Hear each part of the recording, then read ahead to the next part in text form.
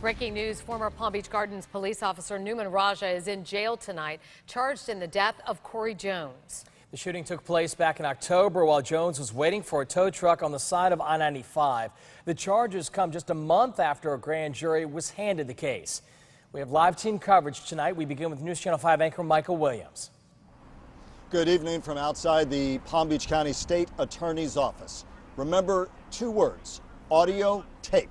Revealed for the first time today that an audio tape exists recording the last words of 31-year-old drummer and beloved local young man Corey Jones on that fateful night in October. An audio tape recording his last words in a confrontation that may now become a first line of prosecutorial attack against the actions of now former Palm Beach Gardens police officer Nouman Raja, who approached and confronted that young man in an unmarked vehicle in plain clothes. And after that brief and what one attorney described as an aggressive exchange, shots were fired, a young man dead. And now this case, the state attorney today saying a grand jury took a look at all that it saw and deemed what happened unjustified. This office has charged Mr. Raja with 2 counts. 1 count of manslaughter by culpable negligence, which is a second-degree felony punishable by up to 15 years in prison.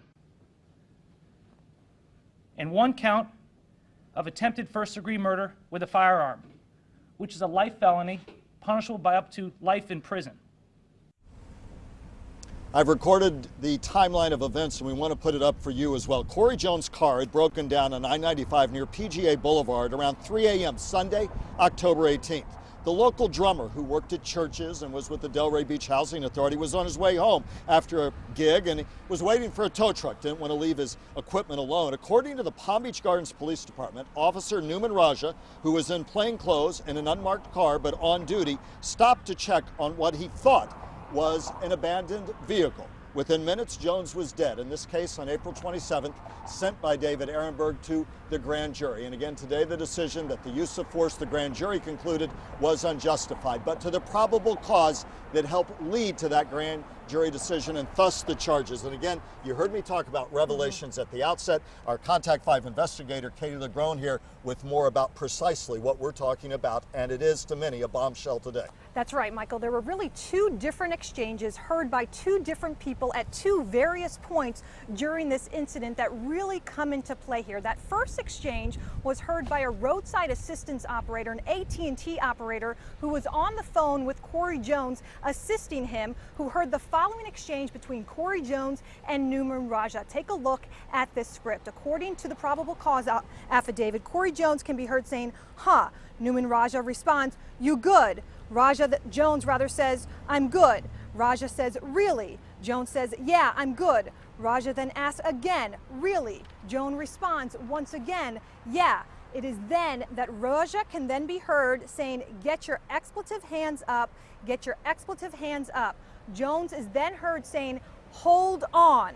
Raja then can be heard once again saying, "Get your expletive hands up, drop."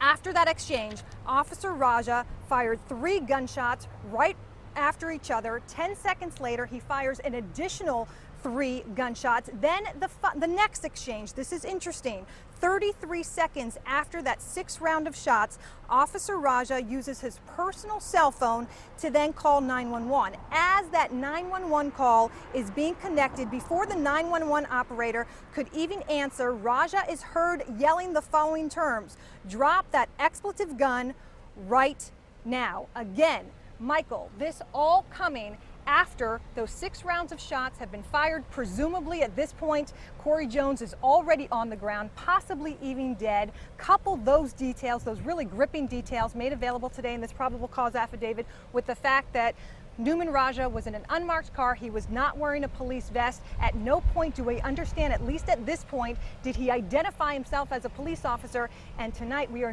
getting a much clearer picture as to why the grand jury came back with this unjustified decision. And as you said, Katie, and pointed out, the unmarked vehicle, not announcing his police officer, was criticized for that. The probable cause indictment, or excuse me, not indictment, this was not. And let me say that some of the media has been reporting this is not an indictment. We won't go into the weeds about the legal status here, but this case was charged. It was not that, so forgive me for throwing that word out there. But the bottom line is, in their probable cause affidavit, which is what I meant to say, toughly worded about his actions or lack of actions that fateful night. And Katie, I was talking to Michelle Suskauer, our News Channel 5 legal analyst. Thank you so much, Katie. And she said, listen, as a defense attorney, I will tell you, it's that audio tape and everything that Katie just described that would keep me awake at night as I try to build what will have to be a self-defense case. Corey Jones did have a gun of his own. It was never fired. Now to family reaction, the reaction of Corey Jones' family coming to us from Boynton Beach, and Michelle Casada there with that live. Michelle. Michael, Corey Jones's family is still processing all the information released today. It was a lot to take in, including the audio, the recordings released about what may have been said in the last minutes of Corey's life. Terry Banks, Corey Jones's uncle, choked back tears as he spoke with other community leaders here at the Bible Church of God in Boynton Beach. This is the church where Corey Jones grew up and one that he played drums at. Now, Mr. Banks says that he is pleased with the grand jury decision today. It says it's been a long process. It's been almost 8 months since Corey Jones was killed. And since then, Mr. Banks and the Jones family have been working together to make changes at the local, state, and national level. If you remember, back in January, the Palm Beach Gardens city commissioners passed an ordinance to fund body cameras for the police department. Now, Mr. Banks said today their work is not over, and today just marks a new beginning. We see the good that's coming out of this already, but I believe that everything is going in the right direction. Hopefully it's a crack in the dam, for justice. Now, the Joneses' family attorney, Benjamin Crump, also announced today that the Jones family will be reacting to the grand jury's decision and Raja's arrest tomorrow at 11:30 a.m. Reporting live in Boynton Beach, Michelle Casada. Michael, back to you. Thank you very much. And urban league leaders in Palm Beach County reacting quickly to today's news out of the grand jury and the state attorney's office subsequently. Let's listen to that reaction.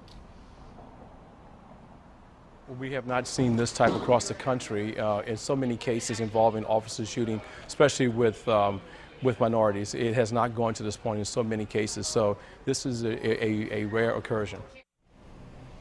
And so we'll see how this legal odyssey plays out in the next many months. No idea, of course, when this would go to trial. There'll be a lot of infighting and debates over evidence and timing and witnesses and the like. But nonetheless, this the latest step in that long odyssey. Now for Nouman Raja, taken to the Palm Beach County Jail, being processed there this evening and tonight.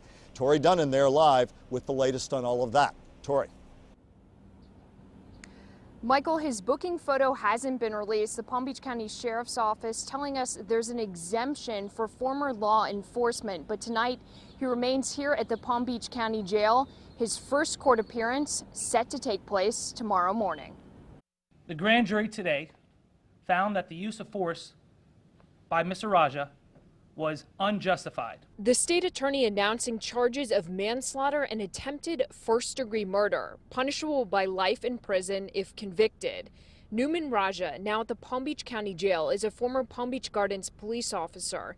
He had worked for the department for less than a year when the deadly shooting involving Corey Jones took place in October. That meant he was still in his probation period when he was fired by the police chief in November. He was on paid leave at the time. Police say the 38-year-old was in plain clothes driving an unmarked car the night of Jones' death. Investigators say Raja shot and killed Corey Jones after stopping to check on Jones' abandoned car on the I-95 off-ramp at PGA Boulevard. The position at Palm Beach Gardens PD was not Raja's first. He was hired by the Palm Beach Gardens Police Department after working for the Atlantis Police Department. That was his first job straight out of the academy back in 2008. The Palm Beach County Police Benevolent Association plans to review reports tonight. They're going to hold a news conference tomorrow morning. We've also reached out to Nouman Raja's attorney for comment, but have not heard back at this hour. It is possible he is here at the Palm Beach County Jail during that booking process. We're live in West Palm Beach. I'm Tori Dunnan, WPTV News Channel 5. And so back live at the Palm Beach County State Attorney's Office just outside it, 5 weeks after David Ehrenberg said this case would go before a grand jury comprised of ordinary citizens in Palm Beach County. That grand jury deciding, after hearing evidence presented by prosecutors, that this was an unjustified case of force being used and that it was used in an unjustified manner, and therefore Nouman Raja, the Palm Beach County State Attorney, said facing a manslaughter charge, if convicted, up to 15 years in prison for Nouman Raja, if convicted, and an attempted first-degree murder charge. And upon conviction there, should it happen, up to life in prison, a case that will continue to unfold and rivet the attention of families and indeed this community and the country in a case that has received national attention. We continue to have full coverage both on air and online at WPTV.com. For now, reporting live from downtown West Palm Beach, I'm Michael Williams. Jay and Kelly, back to you.